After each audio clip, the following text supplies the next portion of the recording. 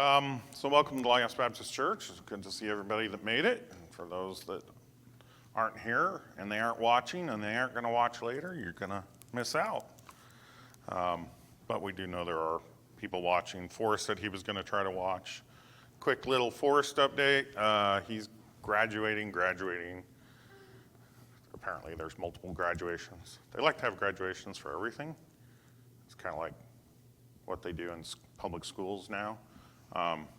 But because I know he graduated from one class a few weeks ago, but I think his final graduation is this week. He's doing out processing, and then he's got to get out of there and go to Camp Lejeune. So anyway, yeah, yeah.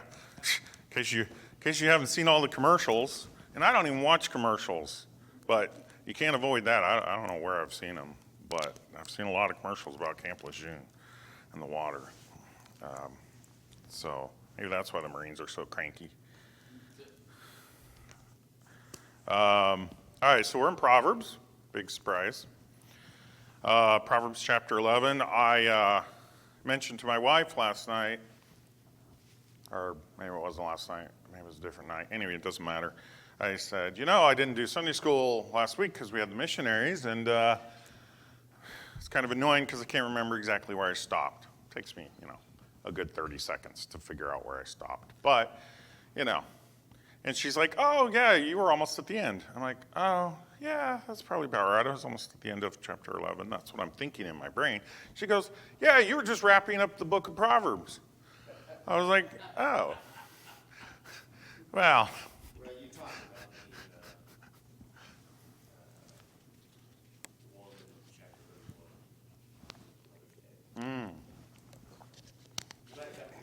Yeah, got to not skip around. So I think she really just wanted me to speed up. But it's pretty tough to speed up, right? I try not to belabor certain points that we've gone over time and time again too much, especially if it's the same crowd. But other things, God put them there. You got to talk about them. And then I got to tell my little stories. So it takes time. So I guess we'll just deal with it. Okay, so I'm going to start in chapter 11, verse 22. And I will just start with this one verse. As a jewel of gold in a swine's snout, so is a fair woman which is without discretion. Now, if I was at Bob Jones Conservative Christian School, for those of you who might not know, they would say this, I know they would say this is about piercings. Somebody would, right? Because it's like, oh, piercings are, blah, blah, blah. They're, like pigs. This is not good, okay? Well, that's not what this is talking about. It's saying you wouldn't put something valuable in your pig's snout. It doesn't fit. They don't go together. Pigs wallow in mud. Why would you give them something valuable? They're just going to lose it. Children would be a good analogy, honestly. I just like it when we give our children things that are valuable, even if we have no use for them, because it's like they're just going to break that phone that I spent $700 for 3 years ago. It hurts me. So this is a fair woman without discretion. And discretion, using Strong's, which is not perfect, I have discovered, but is very good. Without discretion, we're really talking judgment. Beautiful woman, fair. Fair right now doesn't mean the same thing to us. Fair means, okay, fair, I'm fair to middling, right? Fair to middling. I am not great, but I'm not bad. Fair didn't mean that. We have fair, I come from the town of Fairfield. That would mean it was pretty there. And it is pretty there. So, a fair woman would be an attractive woman. But without discretion, without good judgment, that becomes really ugly. And we've seen that. Of course, most of those women that we see on YouTube videos are not fair by any means. But there are fair women who then you see lack discretion. I mean, best example I can think of is there was this really pretty young lady when I was in high school. And I didn't know her well, but it was a really small school. We only had about 50 students in the high school in the 4 grades. So, well, I mean, I knew her, and I was sitting next to her in some chemistry class or something. I said something to her. I have no idea what I said, but she did not like it. And I wasn't normally somebody who tried to offend somebody or be mean. I might have said something sexist or something just because, well, you're always having fights like that in high school. But she tore into me. And it was like this mask came off. So I was like, you are no longer pretty. I mean, she might physically be outwardly pretty, but she lacked discretion. Why did she tear into me? Whatever I did, it was not in proportion. Her reaction was not in proportion to whatever I did. Okay? Whenever somebody does something to you, if somebody pulls a prank on you, if they go out and deflate one of your tires, which I will punch you, and that's probably out of proportion. If you deflate one of my tires, I'll be very unhappy with you. Okay? But that's a prank. It didn't cost me any money. It just cost me some time and inconvenience, okay? Shh. All right, but if I go and I burn your house down, okay, that's not, it needs to be in proportion, okay? I don't know what I would do. I don't do pranks. So it's like when David Cloud hid Kelly's passport when he was in Israel. Whole luggage? Oh, okay. Yeah, I wouldn't have found that funny either. So, I better not ever travel anywhere with David Cloud. But yeah, that's what this is talking about. A fair woman which is without discretion. They just don't go together. The jewel of gold and a swine snout and a fair woman without discretion. Now, I will go ahead and I will mention stuff about piercings, and I will talk about tattoos here briefly, okay? I'm not going to judge anybody here for either of those things. There's certain reasons why we have these traditions in, I would say, Christendom, not just saved people, why we don't do tattoos generally. It's changed a lot, right, piercings. And we didn't used to do cremation, okay? And that's because those were generally pagan practices, okay? Now, if you're not a pagan, you're saved, then I don't think it matters much. That's between you and God. That's a private decision, at least as far as I'm concerned. Pastor can get up here and say something different. So I'm not going to judge you. It's especially different if, obviously, you got those before you were saved, okay? If you go and you get cremated, I'm not going to judge you. And I don't think anybody should. Have you looked at how expensive funerals are? It's insane. And I haven't looked that hard. I do know that my dad did a fancy tombstone for himself. He's not dead yet, by the way. $30,000. $30,000. He's like, well, I don't really have anything else to spend it on. So he likes half tracks, and so he's always had a business card with a half track because he's always sold army parts. So he had a half track on his tombstone, and who knows, maybe it was $10,000 more. I don't know. It's his money, right? Would I do that? I'd like to think not. I'd rather give it to a missionary or something, but it's his money, so he can do what he wants. So funerals are expensive, and tattoos and piercings, those are, it's like the thing to do now. So I do feel sad. I will just take this to a personal level. I feel sad when I see a pretty girl who makes herself unattractive with tattoos and piercings. That just it makes me sad. But I'm not going to tell her that. It's up to her.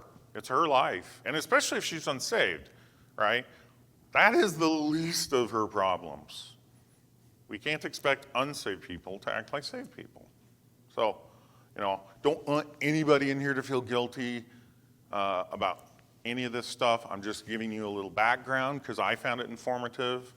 As far as piercings, I guess piercing an earring or piercing the ear, was done in the Bible. And as far as other piercings, it does say, oh gosh, I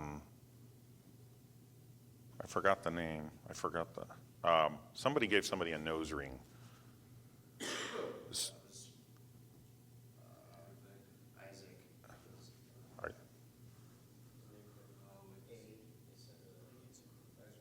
Okay. Right. So like, if you got piercings, most women in here at least have earrings, so please don't walk out of here feeling bad or feeling like you're judged, because you're not. We all get judged unfairly frequently. Please don't feel that way right now. All right, so I always heard cremation was bad because God resurrected your body. And I'm like, well, God's God. Can't he put us back together? So, yes, if you're cremated, and we've had people in the church be cremated, God puts them back together. He gives us a new body anyway. But yeah, so like pagan practices is where kind of that comes from. Christians always buried their dead, and they didn't generally do tattoos, and they didn't generally do piercings. So, all right. Verse 23, the desire of the righteous is only good, but the expectation of the wicked is wrath. I chewed on this verse quite a while because of the word only here. Now, the righteous is saved. We're righteous because we're saved, right? Okay, we know that. At least I hope we know that. I didn't know it until I was a lot older than many of you are. But where many people's brains, especially unsaved people, would say, the desire of the righteous is only good. Well, but we sin, right? We have a sin nature. So how do you reconcile the desire of the righteous is only good with the simple fact that we do sin? And I don't have a pat answer, but I think that if you are saved, your desires, your actual desires are righteous. They're good. Now, does that mean we do good all the time? No, because sometimes we have our sin nature, which gives us, I'm going to split hairs here and say, we're going to have impulses. Okay, but deep down, we know they're wrong, and those are countering. That doesn't mean we cannot act on those impulses, but the actual desires of our heart. If you go and talk to any Christian, you'd be hard-pressed, although I'm sure you could probably find somebody who says, do you want to be a rebel? Do you want to, commit abominations? Even a backslidden Christian is probably going to go no to those things. And they're going to say that whatever they're doing is okay. Even the secular world does this, right? This whole trans stuff, this insanity, especially with children of all things, which is horrific, like they're rationalizing it. They're like, this is a person, this is their rationalization. An 8-year-old, he's going to commit suicide if he doesn't get treatment for his gender issues, okay? And so this is right. This is good. We're avoiding somebody killing themselves. We can all agree that suicide's a bad thing, right? Unless you're in Canada, in which case they have a thing called medical assistance in death, MAID, where you can apply to die for such things as poverty. Okay, all right, I'll just leave that there. Thankfully, we're not quite that wicked yet. So, God puts righteous desires in us, but we also have our sin nature. If you want to get philosophical, you could say the duality of man. I mean, we always are wrestling with the two parts of us. I mean, I am a very unpleasant person. You guys see that sometimes because I don't work super hard to hide it because you're my family. Okay? I don't want to be a fake person. I don't want to be an actor, although I do need to be nicer. I try. But God and the Holy Spirit works in us to make us better. Plain and simple.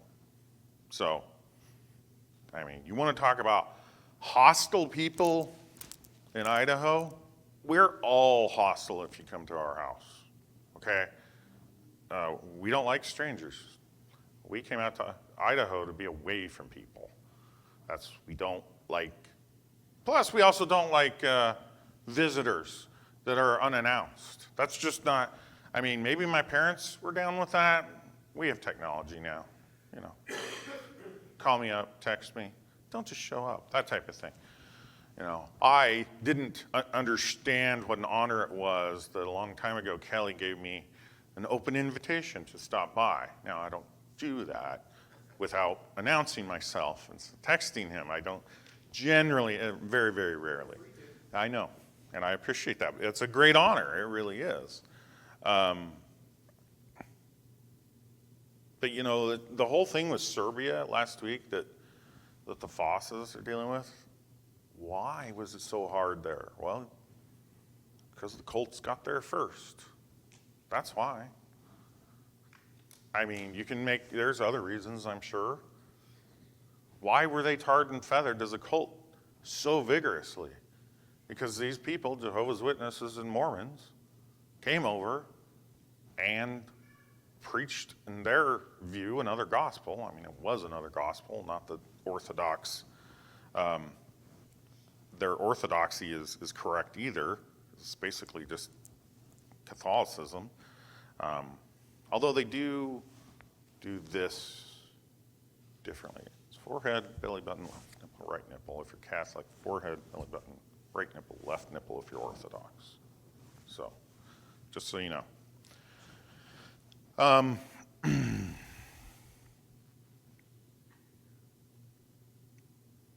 So that is how I'm reconciling only good.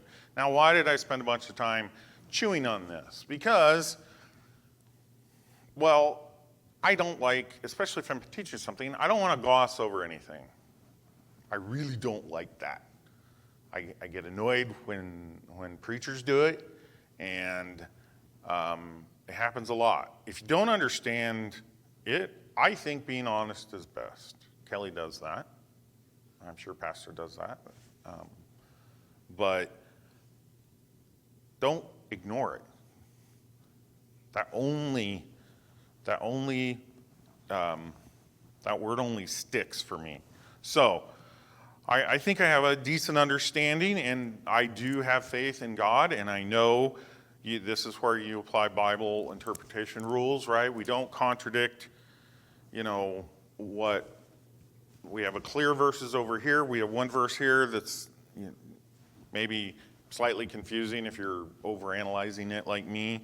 But we know that we sin, and we know that we do bad things. We know that we can lust in our heart and all these things. So we have to take that, and we have to marry this with the truth of this verse. And there are, for lack of a better word, there are idiosyncrasies with the translations and understanding the Hebrew to Greek or Hebrew to English.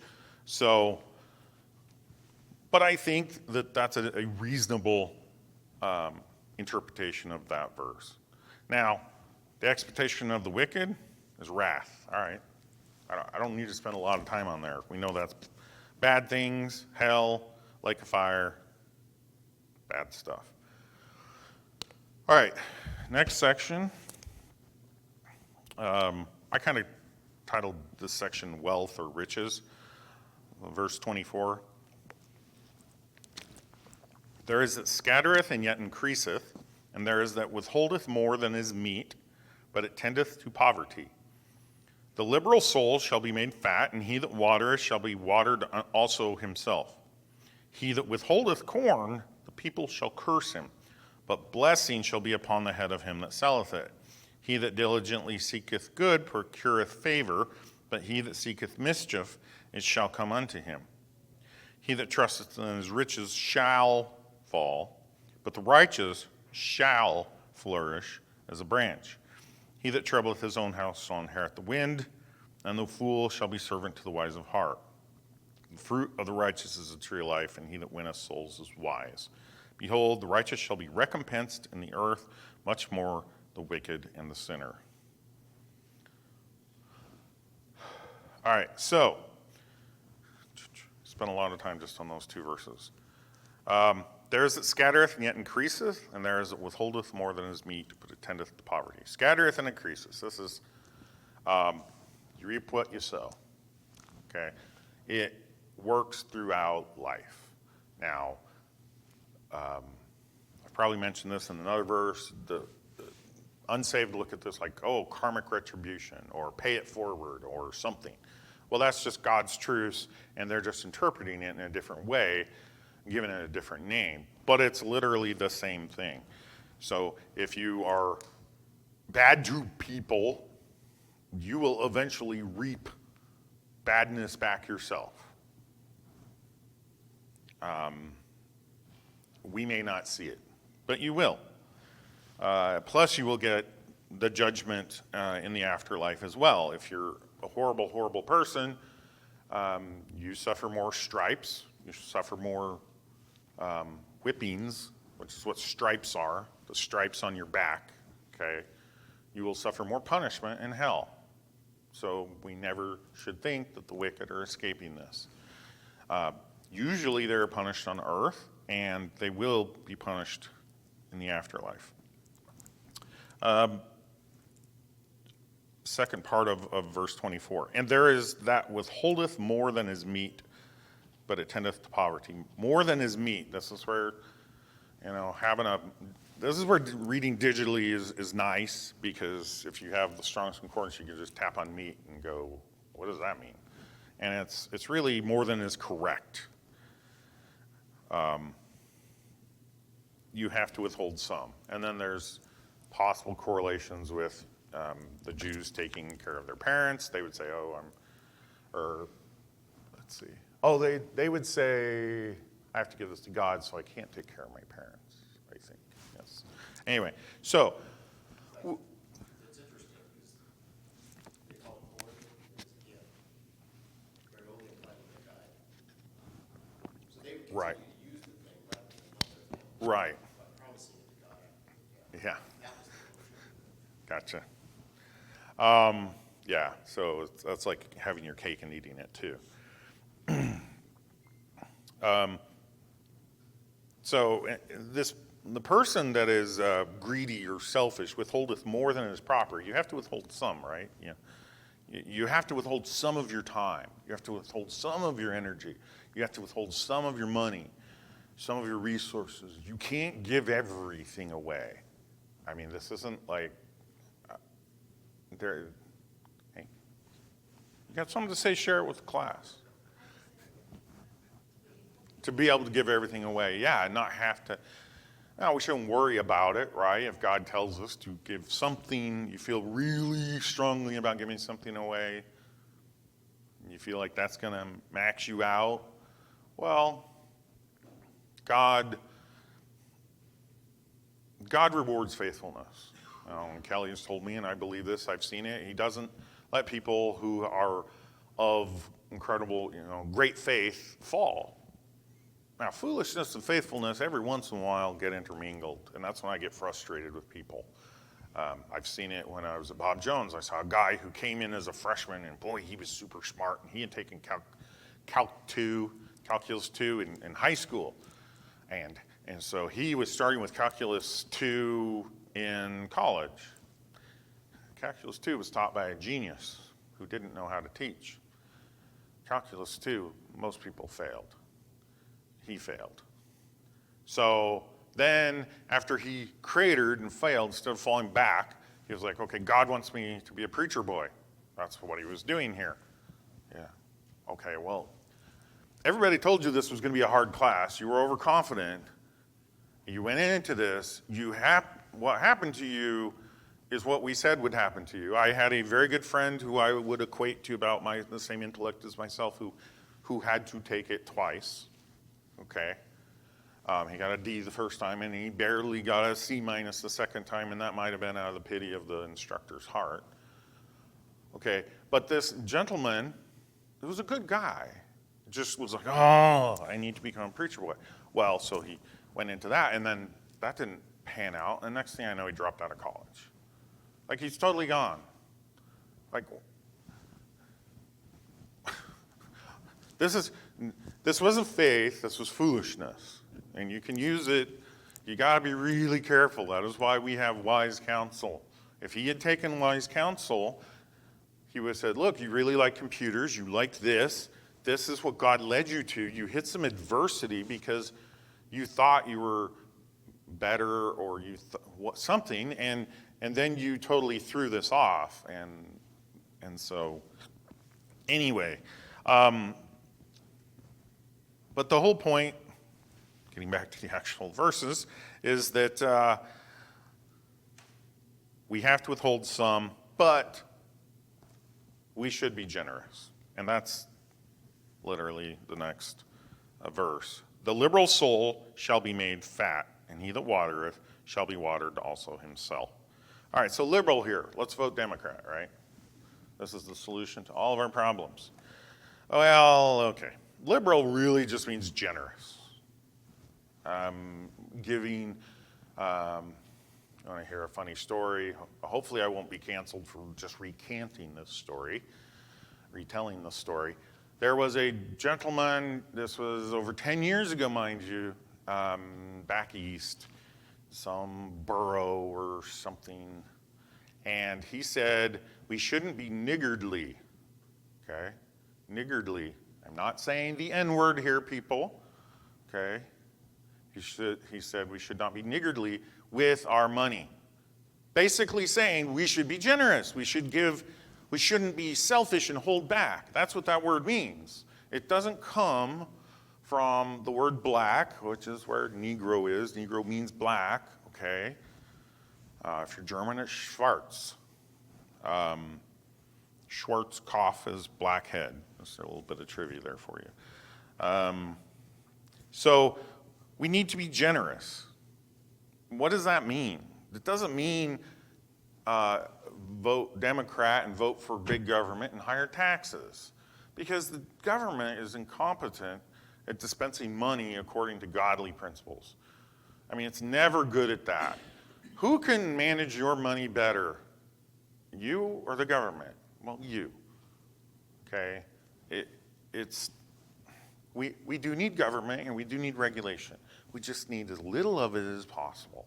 We need enough to have, a decent society. We need things like the military, roads, law and order. I mean, they used to have private firemen and private policemen, actually. So, but there are things the government needs, but the government shouldn't be entrusted with the money. If we want to benefit, if we're a rich A-lister Hollywood star, then if they want to apply a biblical principle and of like being generous, they shouldn't vote for higher taxes. They should take all their extra money and they should go start a charity at the border between the U.S. and Mexico and help the illegal immigrants that are coming in. They should put their money where their mouth is. Okay, that's the principle here. If this is what you believe, then take that money that you have that's burning a hole in your bank account or your wallet or your pocket and give it to somebody else. And then it's up to you. If you want to give it to the lady who I saw just this week sitting on the side of the road by Walmart who said she needed money for beer, okay. I mean, sadly, I hate to say this, but I admire the honesty, at least, I hate lying. So, I mean, I would almost be half tempted to give money to somebody just because they're honest to me if they came up. But I don't think I would, because I don't like giving people my money. And he that watereth shall be watered also himself. Same principle. Doing good blesses us. It really does. That's why people who are struggling, one of the best things to do if you're struggling with depression, well, stay busy. But number two, stay busy doing something good. If you want to go out and rake leaves for, people who don't, they're older or they're disabled or something, do something useful with your time. There's always stuff we can do. The problem is when you're depressed, well, you don't want to do anything.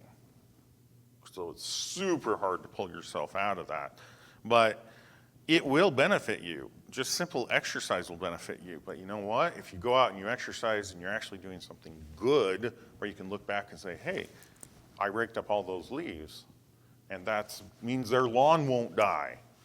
Okay, I had some leaves land on my lawn. Well, this winter was pretty bad because our leaves didn't all fall before it snowed, but I got most of those off the lawn. But we had one winter where I had some patches where we had raked leaves up, but we hadn't gotten them off the lawn beforehand.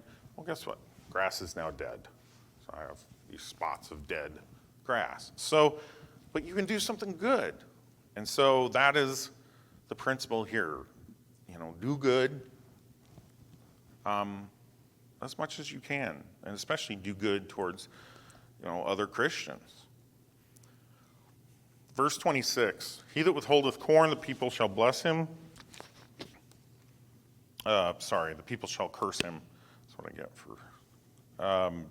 He that withholdeth corn, the people shall curse him, but blessing shall be upon the head of him that selleth it, not giveth it away, selleth it. So, hoarding is wrong.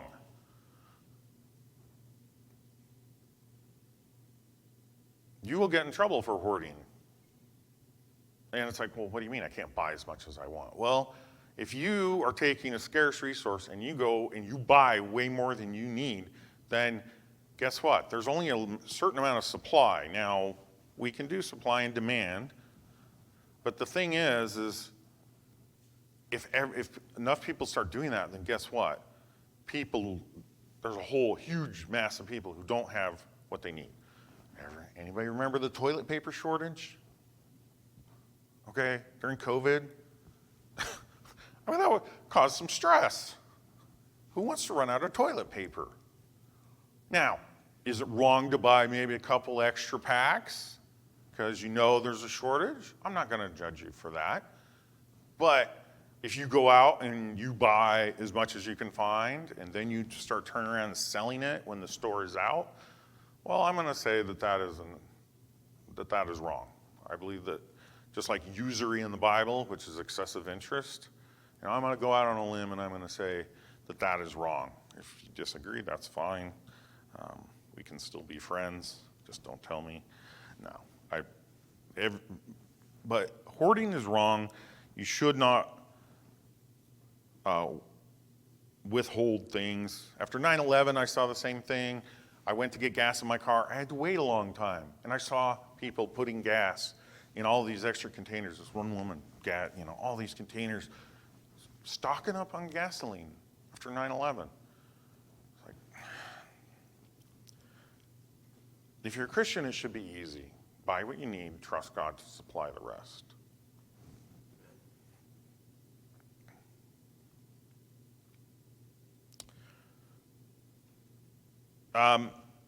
How else can you withhold corn? Well, there's an obviously evil, wicked, wrong way. Trying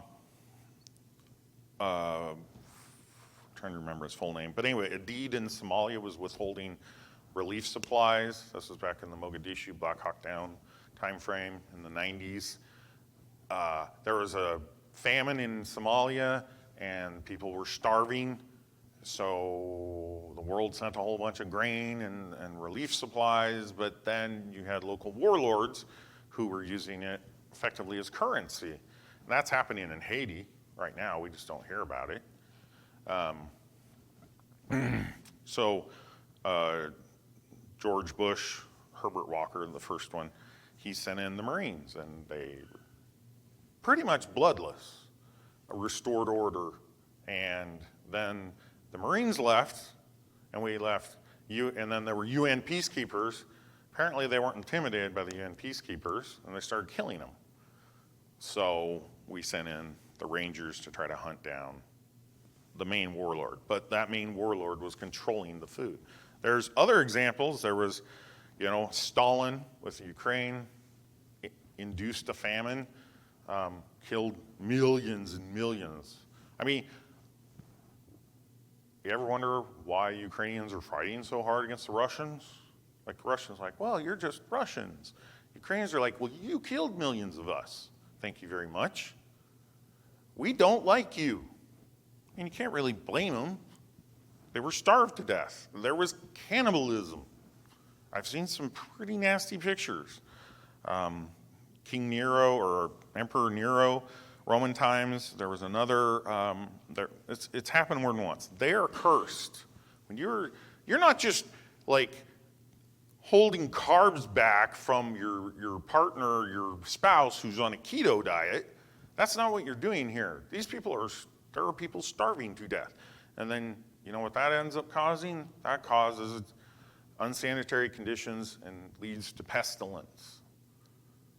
And then that kills all sorts of people, even the rich people.